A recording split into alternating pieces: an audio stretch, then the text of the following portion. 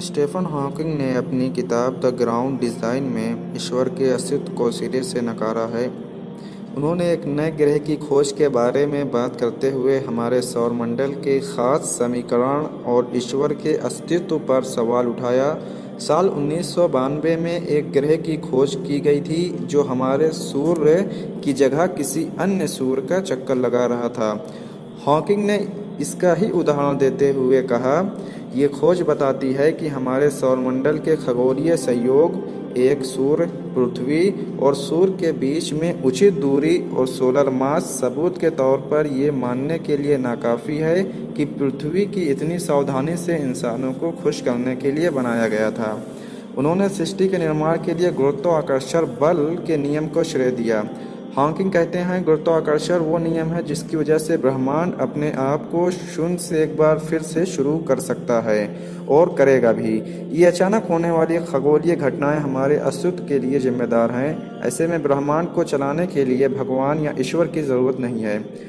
Hawking ने अपने lecture life in the universe में भविष्य में इंसानों और एलियन के बीच मुलाकात को लेकर अपनी राय रखी थी।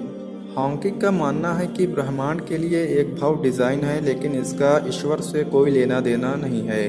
विज्ञान द थ्योरी ऑफ एवरीथिंग के करीब आ रहा है और जब ऐसा होता है तो हम भव्य डिज़ाइन को जान जाएंगे। ऐसे में जब स्टीफन हॉकिंग ने कहा था कि भगवान का अस्तित्व नहीं है और मैं नास्तिक हूँ, तो दुनिया ने उनकी बात को संज्ञान में लिया। स्टीफन हॉकिंग ने कहा कि हम सभी जो चाहें उस पर विश्वास करने के लिए स्वतंत्र हैं। मेरा मानना है कि कोई भगवान या ईश्वर नहीं है, किसी ने भी हमारे ब्रह्मांड नहीं बनाया है और कोई भी हमारे भाग्य का निर्देशन नहीं करता है। तो सर्वे में ये बात सामने आई है कि 93% शीर्ष वैज्ञानिकों ने ईश्वर के अस्तित्व को ठुकराया है, वहीं करीब 83% अमेरिकियों ने ईश्वर पर आस्था जाहिर की है। नेचर मैगजीन ने 1998 में नेशनल एकेडमी ऑफ साइंसेज शीर्ष वैज्ञानिकों की एक प्रतिष्ठित समूह के सदस्यों का सर्वे किया। उन्होंने पाया कि इनमें से केवल 7% वैज्ञानिक ही ईश्वर में विश्वास करते हैं। 1963 में ही मोटर न्यूरॉन डिसीज का शिकार हो गए थे। ये सारी बातें मैंने स्टीफन हॉकिंग की रखी, जो कि विश्व प्रसिद्ध भौतिक विज्ञानी और कॉस्मोलॉजिस्ट रहे, जिन्होंने cosmology, quantum physics, black hole और स्पेस टाइम की प्रकृति के क्षेत्र में अपने काम के लिए कई सम्मान प्राप्त किए। ऐसे ही कितने ही वैज्ञानिकों का यही मानना है कि भगवान, ईश्वर, अल्लाह ये सब कुछ भी नहीं है। ये जो सारी जो ब्रह्मांड है, दुनिया है और सारी चीज़ें जो हैं, ये सिर्फ और सिर्फ साइंस है। चलिए एक पल के लिए मान लेते हैं ये सारी चीज़ें साइंस हैं, इसमें ईश्वर, अल्लाह, इन सब का कोई भी योगदान नहीं है, जैसे कि इनका कहना है और उनके साथ कितने साइंटिस्टों को यही कहना है। तो हॉकिंग को 1963 में जो मोटर न्यूरॉन डिसीज़ हुई थी, उसके बारे में क्या कहते हैं वैज्ञानिक?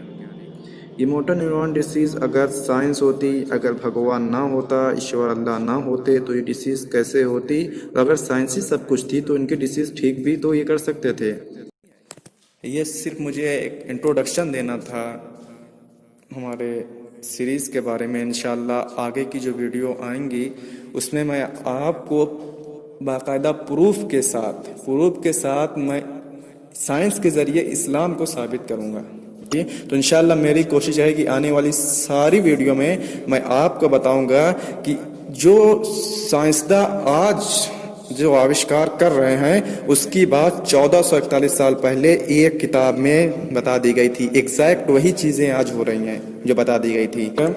कुरान में 6666 आयतों में से तकरीबन 1000 से ज़्यादा आयतें सिर्फ और सिर्फ साइंस के बारे में बताती है।